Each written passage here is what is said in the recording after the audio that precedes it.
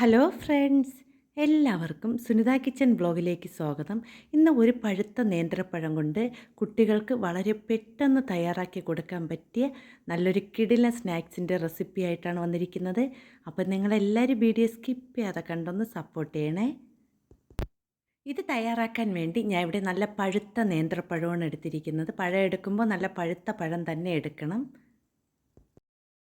ഇനി മിക്സിയുടെ ജാറിലേക്ക് ഇതിനെ ചെറിയ ചെറിയ കഷ്ണങ്ങളാക്കി കട്ട് ചെയ്തിട്ട് കൊടുക്കാം.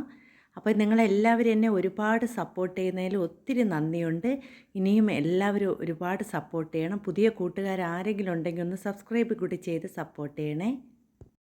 ഞാൻ ഇവിടെ പഴം എല്ലാം അരിഞ്ഞ് ചേർത്ത് കൊടുത്തിട്ടുണ്ട്. ഇനി ഇതിലേക്ക് ഒരു ബൗൾ നിറച്ച് ദോശ മാവാണ് ഞാൻ ചേർത്ത് കൊടുക്കുന്നത്. ദോശയ്ക്ക് ഇഡ്ഡലിക്കൊക്കെ ഉള്ള മാവാണ് ഇതിലേക്ക് ചേർത്ത് കൊടുക്കുന്നത്. ഇനി ഇതിലേക്ക് ഒരു മുട്ടയും കൂടി പൊട്ടിച്ചൊഴിച്ച് കൊടുക്കാം. അടുത്ത ഞാൻ ഇതിലേക്ക് ചേർത്ത് കൊടുക്കുന്നത് 1/4 ടീസ്പൂൺ അളവിൽ ഏലക്കപ്പൊടിയാണ് ചേർത്ത് കൊടുത്തത്. ഇനി ഇതിലേക്ക് 2 സ്പൂൺ പഞ്ചസാര. മധുരം കൂടുതൽ വേണമുള്ളവർക്ക് കൂടുതൽ ചേർത്ത് കൊടുക്കുക കേട്ടോ. പഴം നല്ല മധുരം ഉള്ളത് കൊണ്ട് 2 സ്പൂൺ പഞ്ചസാര ചേർത്ത് അരച്ചെടുത്തതാണ്. അതിവിടെ ഞാൻ ഒരു ബൗളിലേക്ക് ഒഴിച്ച് കൊടുത്തിട്ടുണ്ട്. ഇനി ഇതിലേക്ക് ഞാൻ ചേർത്ത് കൊടുക്കുന്നത് 2 സ്പൂൺ അളവിൽ മൈദ മാവാണ്. അതും കൂടി ചേർത്ത ശേഷം ഇതിലേക്ക് 1/2 സ്പൂൺ അളവിൽ എള്ളും കൂടി ചേർത്ത് കൊടുക്കാം. ഞാൻ ഇവിടെ കറുത്ത എള്ളും കൂടി ചേർത്ത് നല്ലതുപോലെ ഒന്ന് മിക്സ് ചെയ്തെടുക്കുകയാണ്.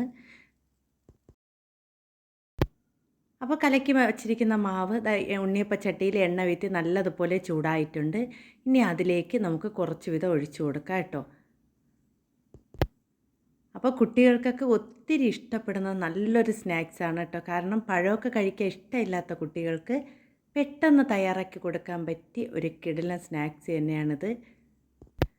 അപ്പോൾ ഞാൻ അതാ ഇവിടെ മാവ് എല്ലാം കോരി ഒഴിച്ച് കൊടുത്തിട്ടുണ്ട്. ഇനി നല്ലതുപോലെ തീ കുറച്ച ശേഷം നമുക്കതിനെ നല്ലതുപോലെ ഒന്ന് വേവിച്ചെടുക്കാം. ഒരു സൈഡ് ഒന്ന് വെന്ത് വരുമ്പോൾ ഇതുപോലെ ഒന്ന് മറിച്ചിട്ട് കൊടുക്കാം കേട്ടോ. അപ്പോൾ വളരെ ഈസി ആയിട്ട് തന്നെ പെട്ടെന്ന് ഒരു 5 മിനിറ്റ് മതി കേട്ടോ നമുക്ക് ഈ ഒരു സ്നാക്സ് തയ്യാറാക്കിയെടുക്കാം. പെട്ടെന്ന് നമുക്ക് കലക്കി അതിനെ ഒന്ന് പരുവാവാനോ ഒന്നും വയ്ക്കേണ്ട. വളരെ പെട്ടെന്ന് ചെയ്ത ഉടനെ ചെയ്തെടുക്കാൻ പറ്റിയ നല്ലൊരു സ്നാക്സാണിത്. അപ്പോൾ ഇതിവിടെ ഇതാ ഒരു സൈഡ് നല്ലതുപോലെ വെന്ത് നല്ല ഇതായിട്ടുണ്ട്. കൂടുതൽ കരിഞ്ഞു പോകണ്ട കേട്ടോ. ഈ ഒരു അളവാകുമ്പോൾ തന്നെ നമുക്ക് ഇത് എണ്ണയിൽ നിന്ന് മാറ്റാവുന്നതാണ്. ഞാൻ തിരിച്ചു മറിച്ചു വിട്ട് അതിനെ ഒന്ന് ഫ്രൈ ചെയ്തെടുത്തതാണ്.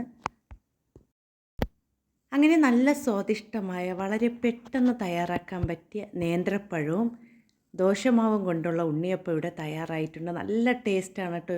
ചൂടോടെ കഴിക്കാൻ നല്ല ടേസ്റ്റാണ് കേട്ടോ. അപ്പോൾ എല്ലാവരും ഒരിക്കലെങ്കിലും ചെയ്ത് നോക്കണം. അപ്പോൾ ഞാൻ അതാ ഇവിടെ എല്ലാം എടുത്തിട്ടുണ്ട്. ഇനി നമുക്ക് ഇതുപോലെ തന്നെ ബാക്കിയിരിക്കുന്ന എല്ലാ മാവും ഇതുപോലെ നമുക്ക് ഒഴിച്ചു കൊടുക്കാം കേട്ടോ.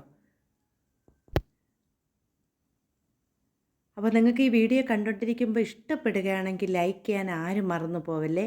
എൻ്റെ വീഡിയോസിലേക്ക് കമൻറ്റ് നിറയെ വരുന്നുണ്ടെങ്കിൽ ലൈക്ക് കുറവാണ് വരുന്നത്. അപ്പോൾ എല്ലാവരും ഒന്ന് ലൈക്ക് ചെയ്ത് സപ്പോർട്ട് ചെയ്യണേ. വീഡിയോ കണ്ടുകൊണ്ടിരിക്കുമ്പോൾ തന്നെ ഒന്ന് ലൈക്ക് ചെയ്ത് സപ്പോർട്ട് ചെയ്യണേ.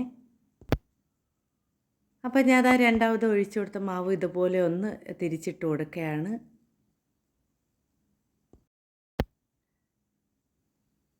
അപ്പോൾ ഞാൻ അതാ ഇവിടെ ഉണ്ണിയപ്പം എല്ലാം തയ്യാറായിട്ടുണ്ട്. നേന്ത്രപ്പഴം കൊണ്ടുള്ള ഉണ്ണിയപ്പം ഇവിടെ തയ്യാറായിട്ടുണ്ട്. അപ്പോൾ നിങ്ങളെല്ലാവരും ഒരിക്കലെങ്കിലും തയ്യാറാക്കി കൊടുക്കണം. നല്ല ടേസ്റ്റാണ് കേട്ടോ ഇത് കഴിക്കാൻ. കട്ടൻ ചായക്കൊപ്പം ഒക്കെ കഴിക്കാൻ നല്ല ടേസ്റ്റാണ്.